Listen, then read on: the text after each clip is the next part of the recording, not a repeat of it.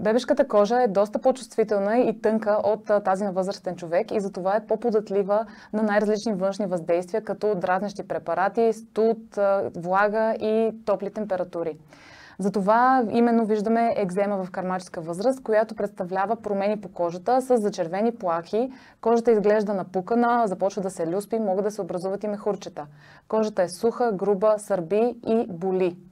Екземата може да се появи по всяка част на тялото, като най-често обхваща бузите и ръцете и краката на детенцето, най-вече по местата на свиването, на местата на свивките.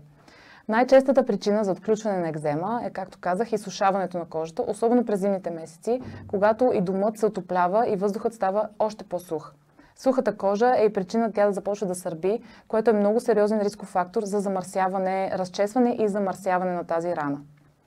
Допирът с най-различни дразнещи вещества и тъкани могат да влошат една състояние на екзема, включително тези агресивни измивни препарати, ароматизирани, омекотители, прахове за пране, могат да доведат до пламване на определени участъци на бебешката кожа. Топлината и влагата също са фактори, които влошават екземата. Все още не се дискутира и теорията за хранителна алергия като фактор за обостряне и появяване на екзема, като в този случай след консултация с алерголог могат да се изключат така подозираните алергени от храненето, за да се види дали няма да има подобрение в състоянието на екземата.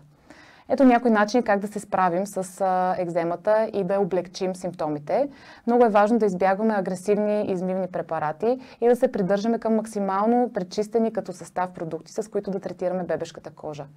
Поддържайте кожата добре хидратирана с емолиентни кремове, които да осигуряват дълбока хидратация на кожата, като вече при по-тежки екземи и състояния, след консултация с лекар, може да се наложи лечението с локални медикаменти.